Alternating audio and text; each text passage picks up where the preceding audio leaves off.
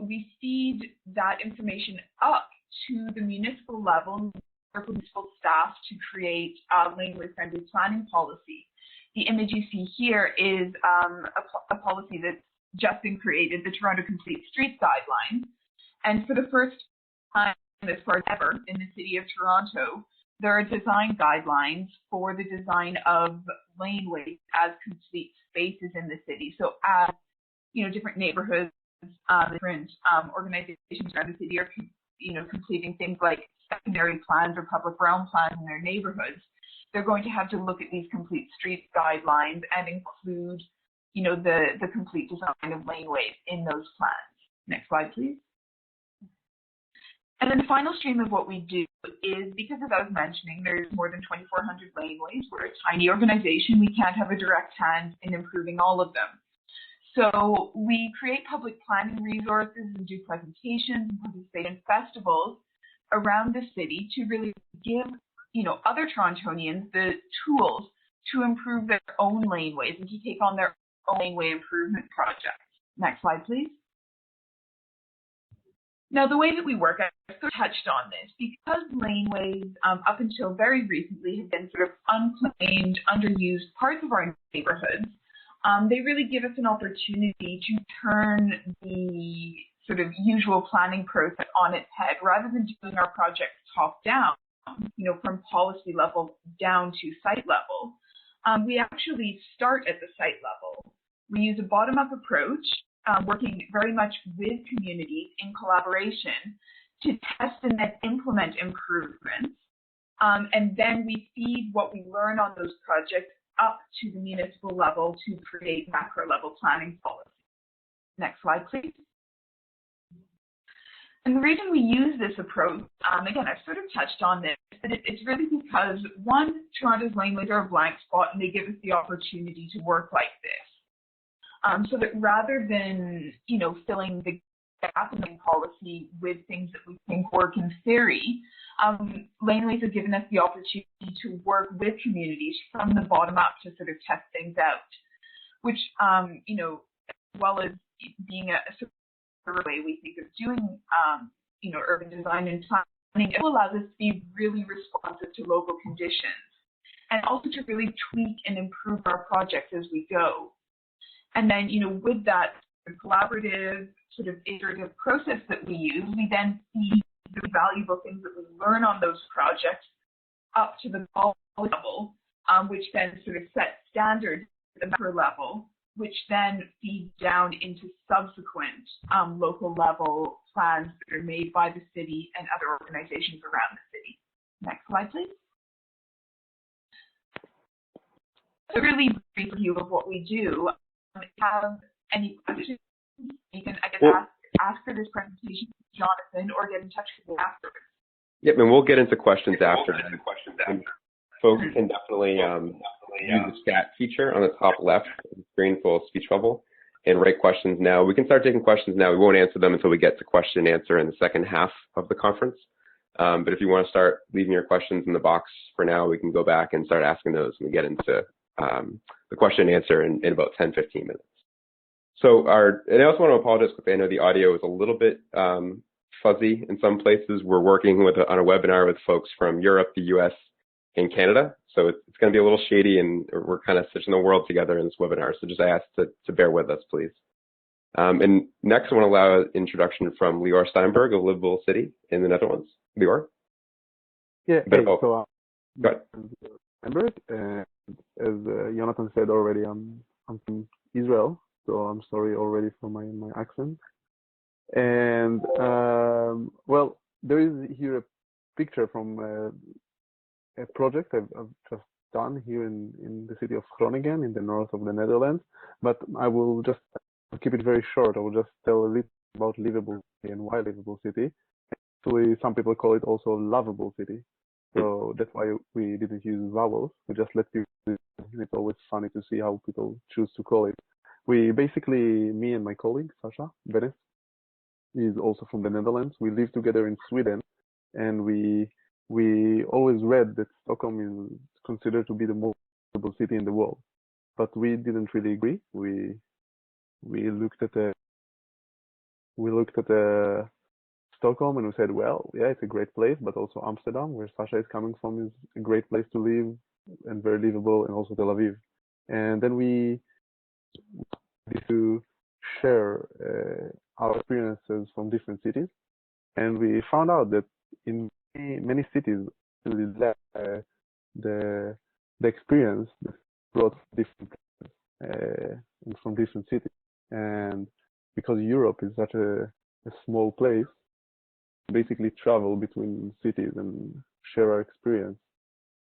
So basically, I live now in Groningen, but I work in several cities in 3 countries, and I basically currently focusing on creating active public spaces. So this picture is from a project that used to be a basketball field with two baskets, and we saw that it being used too much. It was quite under maintained, and we decided to add more elements to bring more people. So the idea is always in the project is to find different users to small public spaces, quite simple solutions, and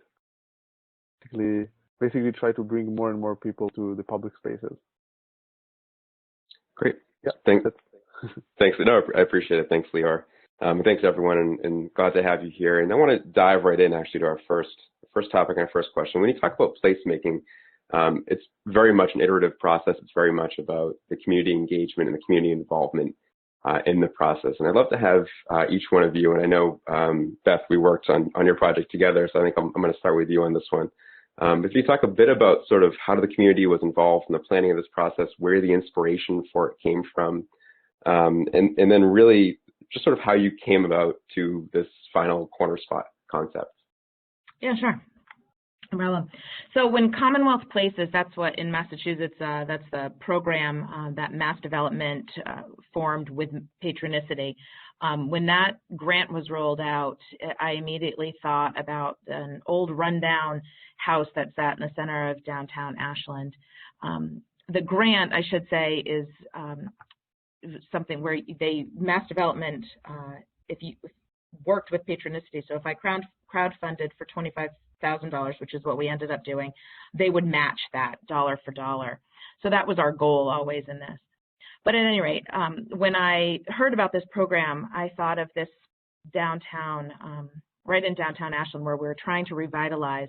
The house itself is owned by the Affordable Housing Trust, and it sat vacant for over a decade without the right plan for development. Revitalizing downtown is and has been a priority, and enhancing the streetscape is also a major focus. So with this, we were looking for some new development, mixed use, which fits into the architecture in town. But when you turn the corner, just after this new building that had been put up, and the town was, right around the corner of this beautiful mill pond, and you come to this old house that stuck out like a sore thumb and had been torn down and had to be torn down. So the program sparked my interest because I knew that this would be the catalyst in removing the house to make way for something better. So my focus in town is to attract new business to Ashland, as well as strengthen and retain our current business community. I'd heard requests from the community about wanting a place to come together. Businesses had told me time and again how hard it was to start up a business between money and the fact that it was overwhelming. So I had seen many articles on pop-ups and how successful they had been, and knew this was the perfect place for a pop-up park and storefront. Once I had the idea, I needed a team, so I put that together. I pitched my idea to an architect, a marketing whiz, a community nonprofit leader, and a 30-year resident of town. They all said yes without even a thought, and we got to work. We were nervous about meeting the $25,000 match, but asking the community, you never know what you're going to get. But once we started talking about it, just in simple conversations, we knew we had the support. Knowing that the only way to get people to buy into this idea was to have pretty pictures for them to see. So we had those renderings that you had seen. I think Jonathan had put them up earlier. And I highly encourage you, if you're thinking about a project like this, to paint that picture. It makes it a much easier sell. We had a launch party. We created a Facebook page that had over 400 likes by the end of the 60 days. That was our fundraising period of time. We created a web page, sent direct email blasts. Communication was everything when it came to this project, and we earned the support of the residents and businesses very quickly. We continued to listen. We still do. People always have ideas of what they'd like to see in this spot.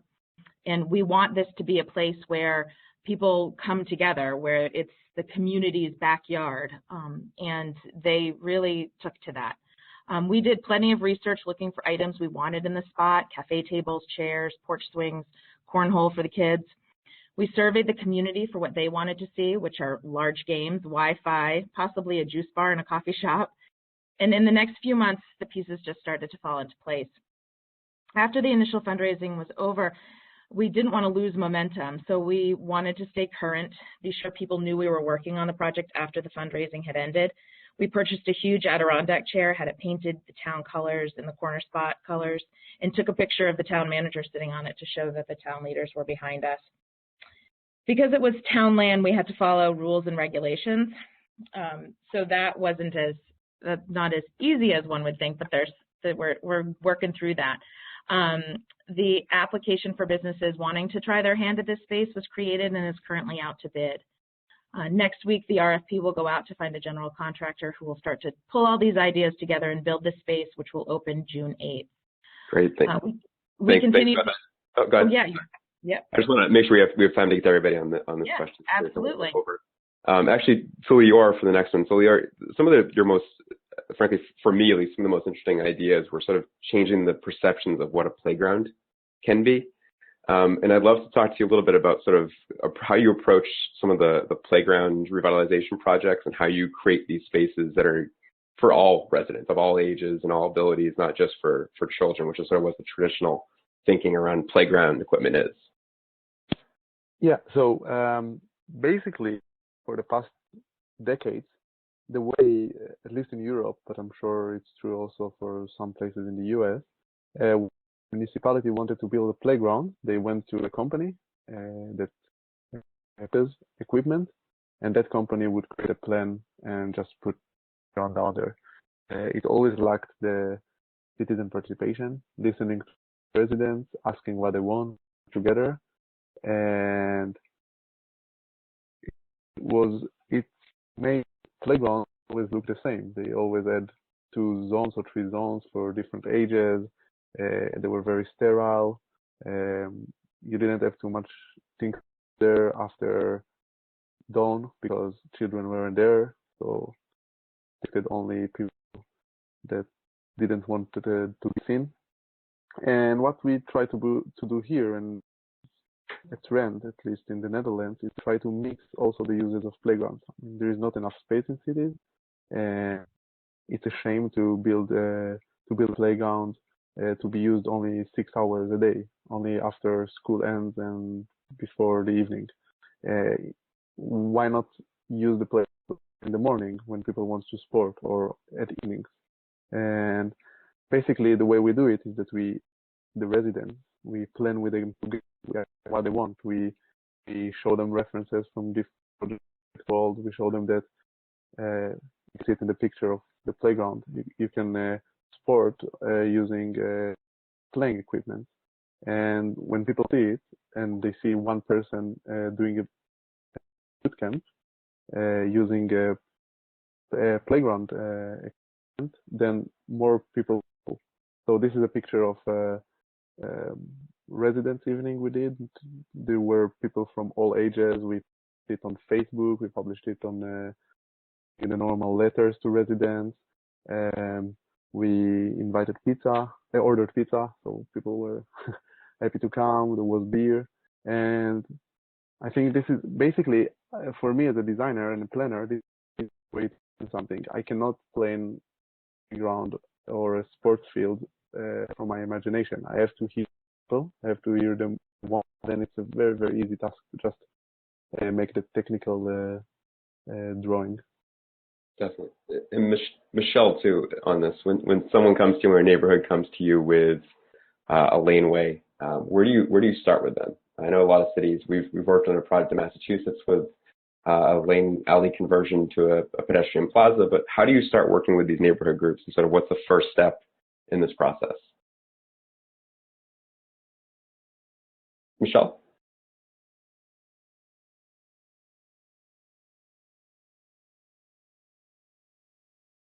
I think we may have hang on 1 second. Sorry about that. Michelle, do we have you there?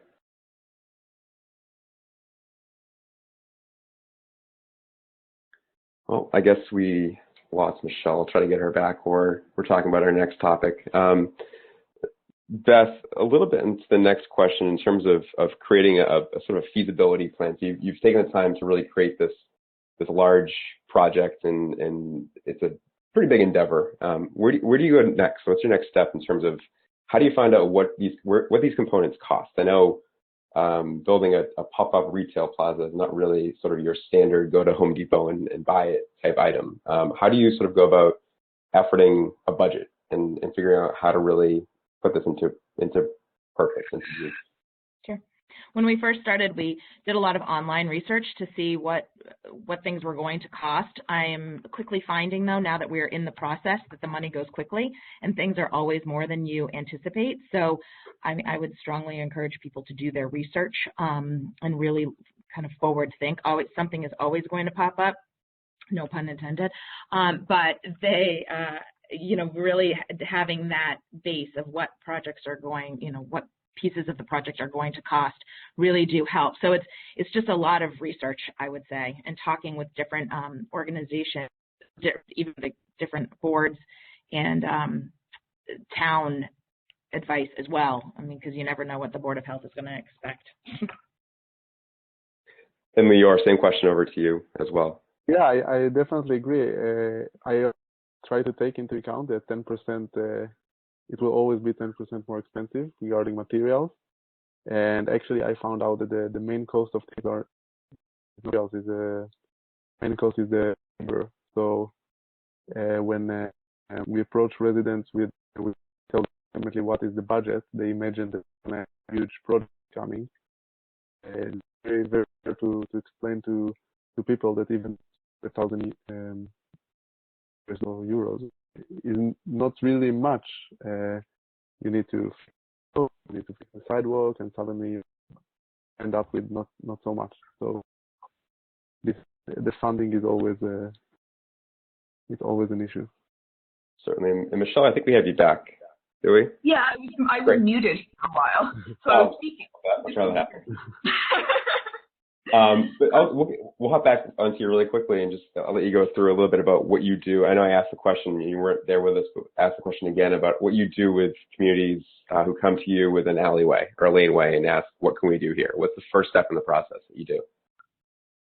Yeah, well, I guess our approach is sort of to work very openly with communities at all stages of the project. So from the very get-go, we never, sort of as Leah was saying before, we never go in with sort of a preconceived idea of what this laneway will turn into.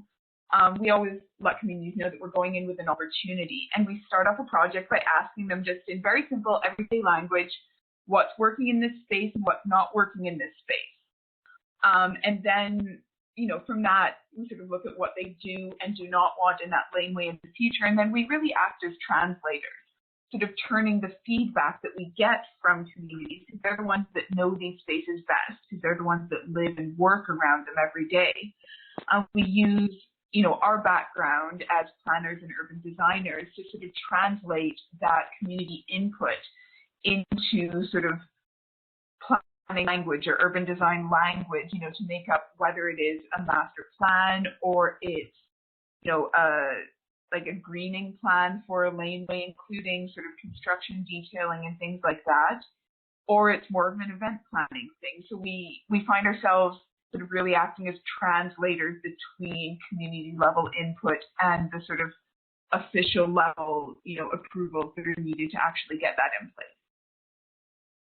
Great.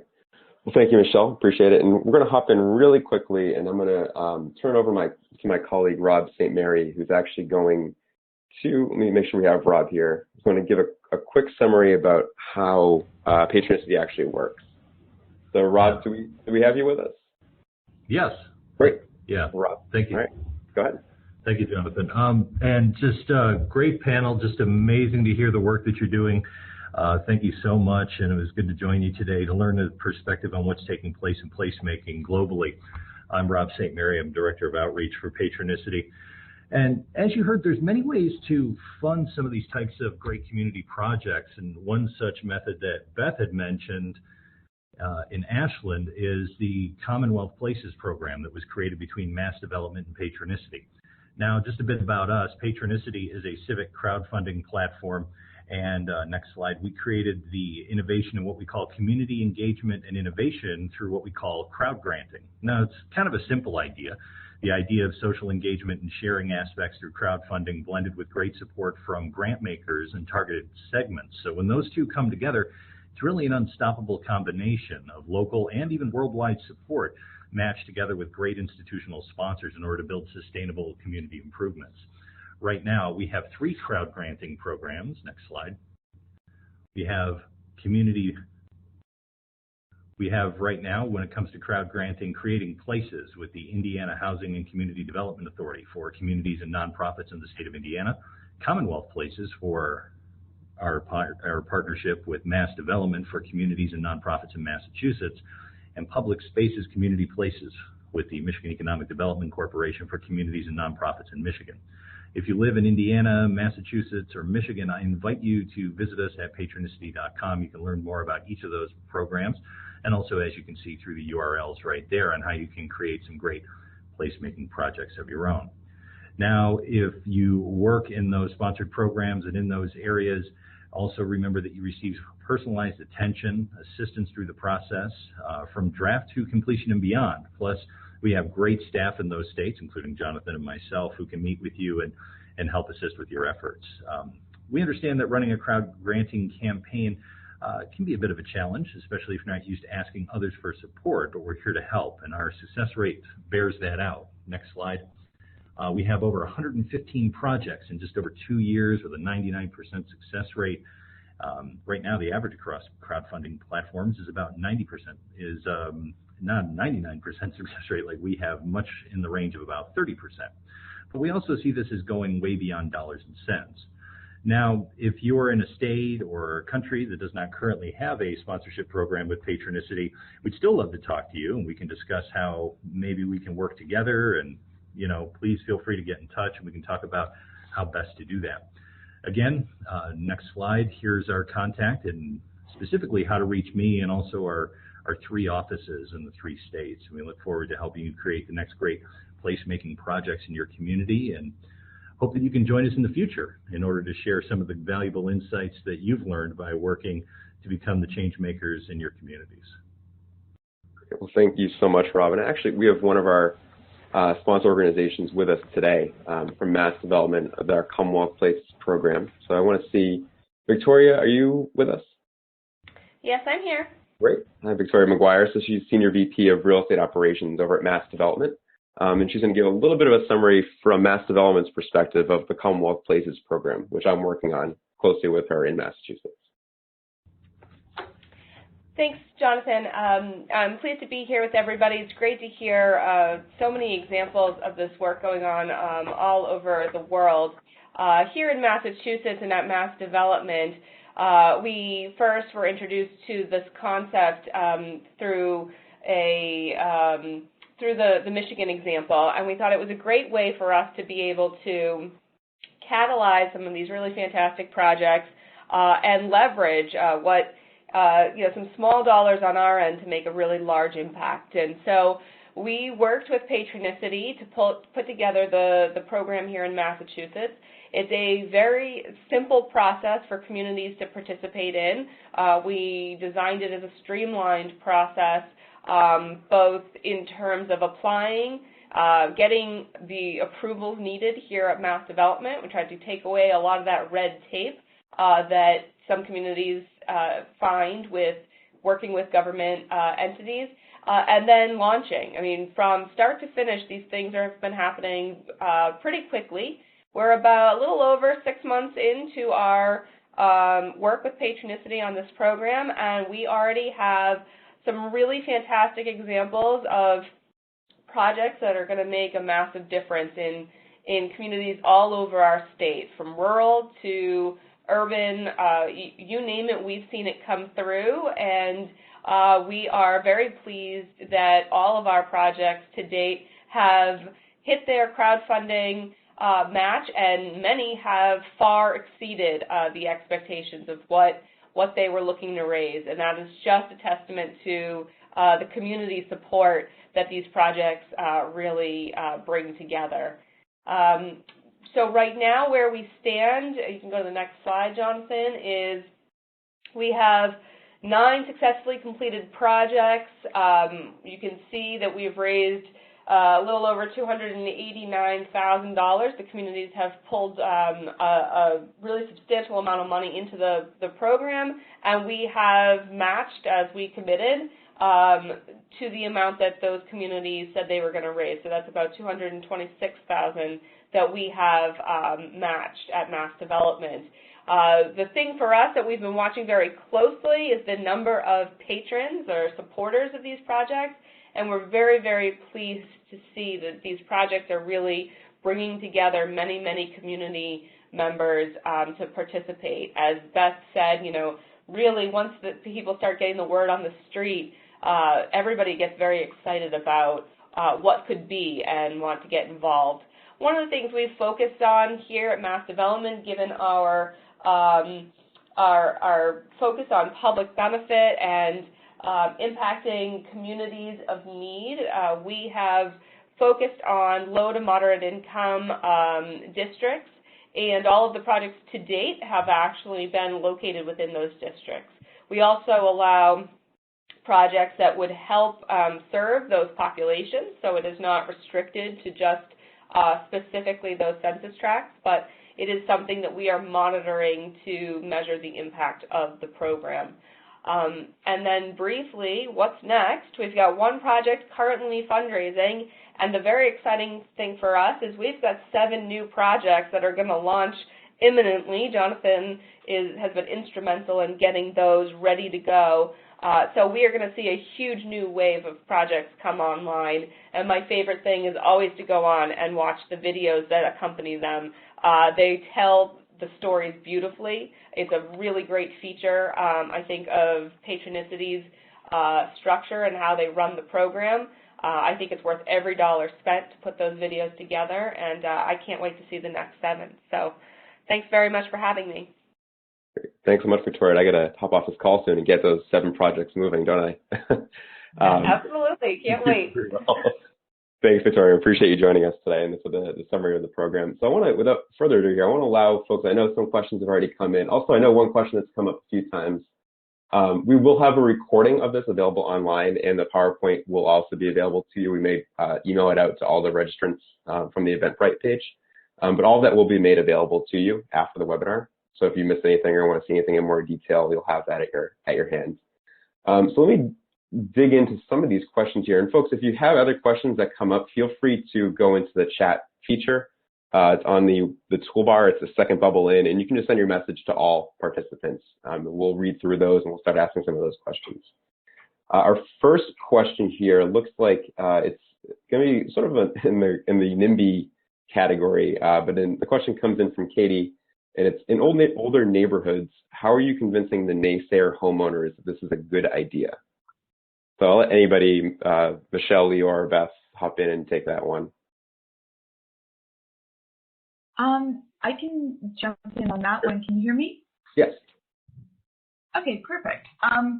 Like we have a bit of an advantage in Toronto in that our laneways are really crappy at the moment. So basically, as soon as we assure people that they're not going to lose access to their garages from the laneway, we have yet to hear a no.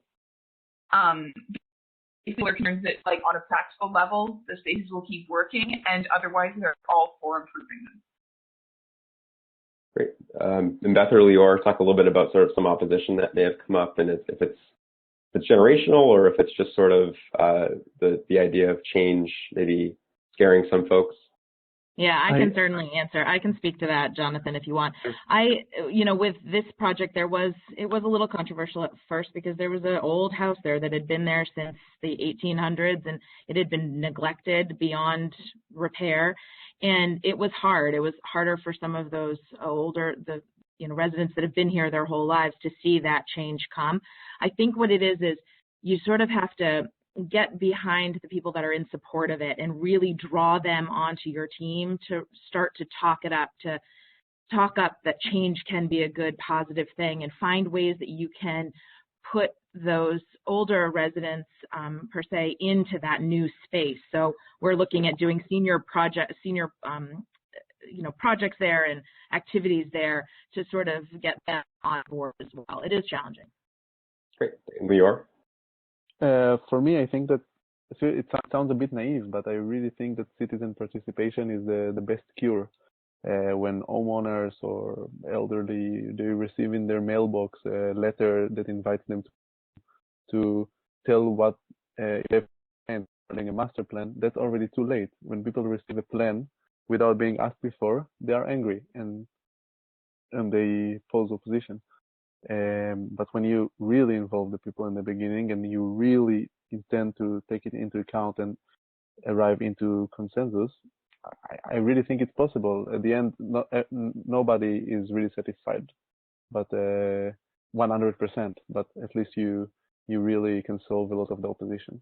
Yeah, I think that's a very good point. I mean, I think if you're involving folks in the community in the planning phases of this project, it's a community collaborative effort, and hopefully you've quelled any opposition. There's a lot of excitement for the project. There's a question that came in. Let's see here. So this is actually a great question from Kevin Mathers. How do you determine the success of your projects and programs? Is there follow-up with community members? Is there engagement past the planning stage? And this is for anyone here who would like to take this and jump in. I can continue also with this question. What we do here in Groningen, we have a quite good university here. So we involve students, master students and researchers, and we basically ask them to grade places according to several levels, how much active they are, how many visitors coming, is it happening around the clock or just in certain hours. So in some places we could really put a number and see whether places became better or worse using after.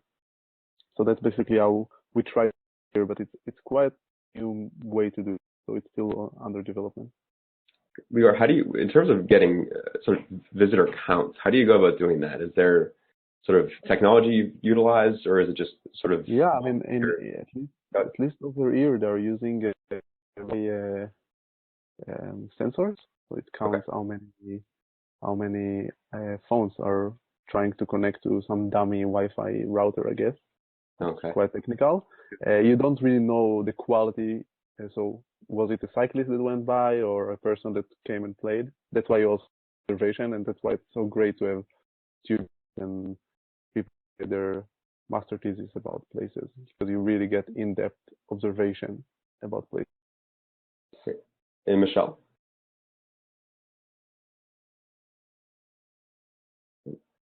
Michelle, hang on, I gotta hop on back there. I think Michelle hopped off again. Michelle, do we have you back? Am I back now? Yes, you are. I keep having to log out and rejoin, and I keep being muted.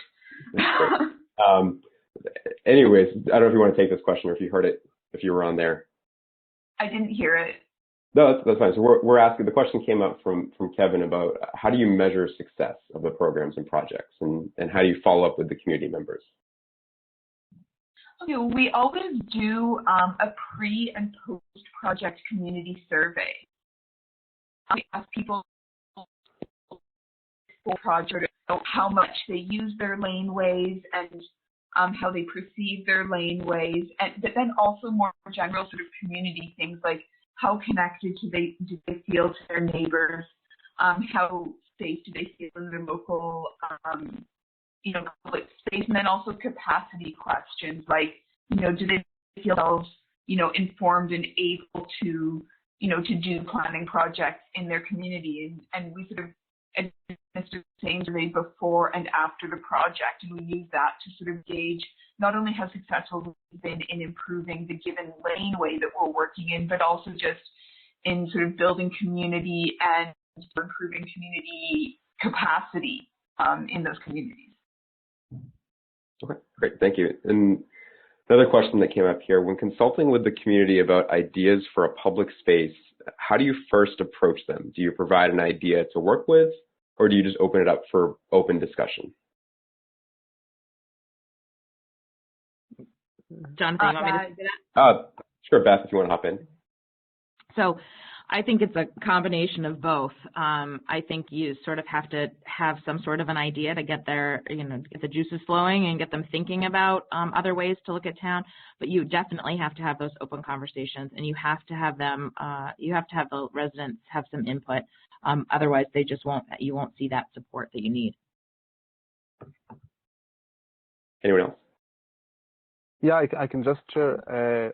I'm not working for the municipality, so every time I'm offering to a municipality to have a citizen participation session, they're always afraid because they always say that people will expect too much and will ask for too much. But actually, surprisingly, people are not asking for too much. They are very realistic when they hear what is the scope of the project, and when we give them some references, they focus to the at the end of the day, everybody wants to have a nice public space. It's never end up like people asking for crazy things. So just be open to ask people. It just works.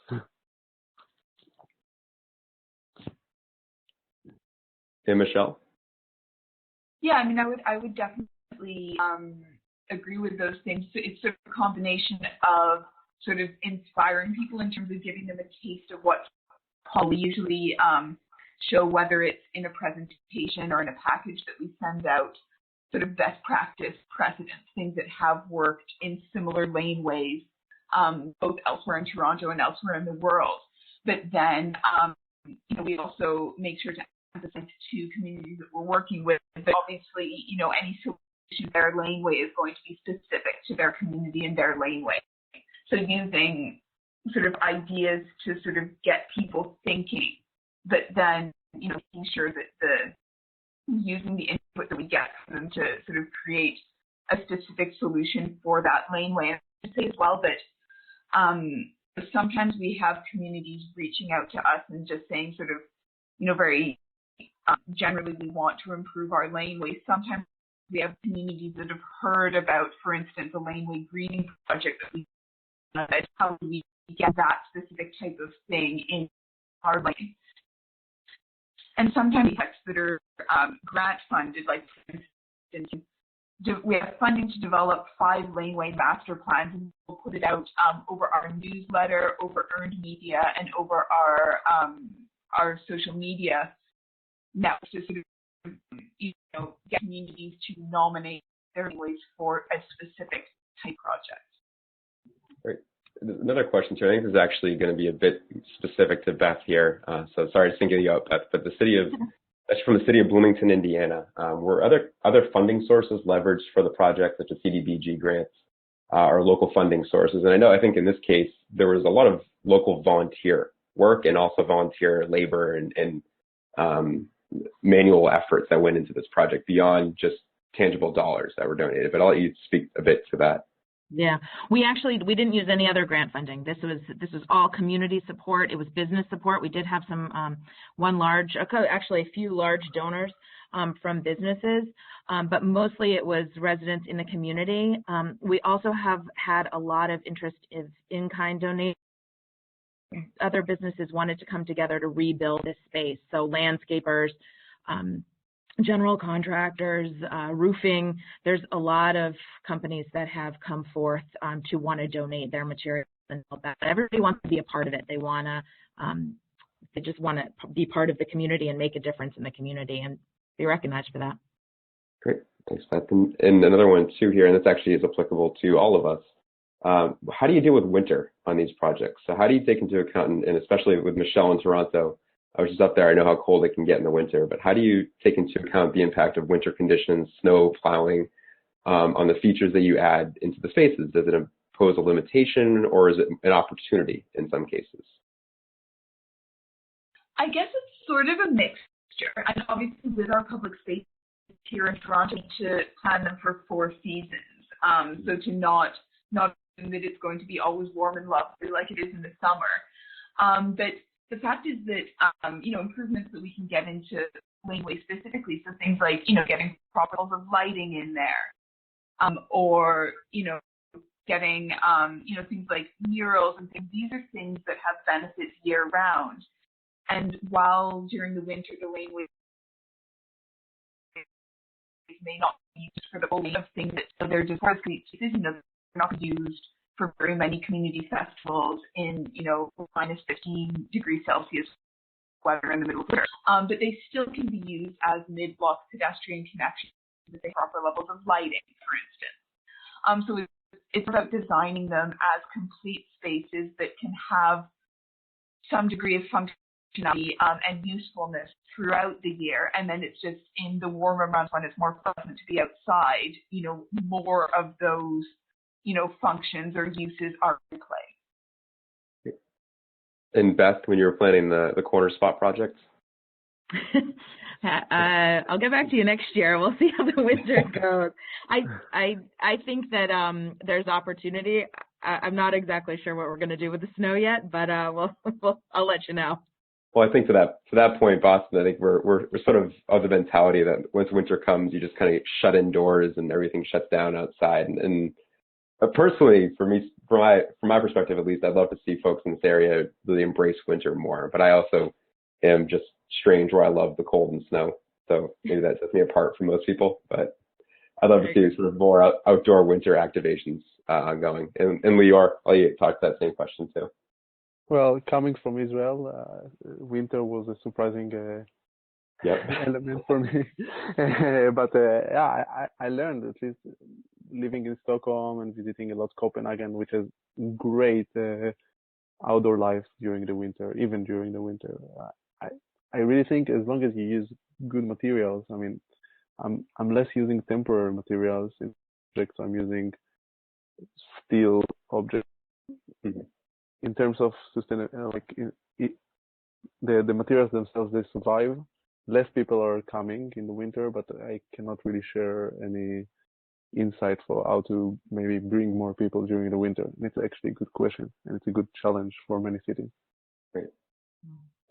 And I'm going to take a stab at the last question here. And I think I'm going to focus this on really gearing this towards folks on this webinar. And I think a lot of people here are on this because they would like to try and implement some sort of placemaking projects in their communities. So for the listener who has not really gotten too far along in the planning process, but knows they want to try and do something in their community, I guess for each of you, what's the best first steps that you could give for advice to somebody in that position?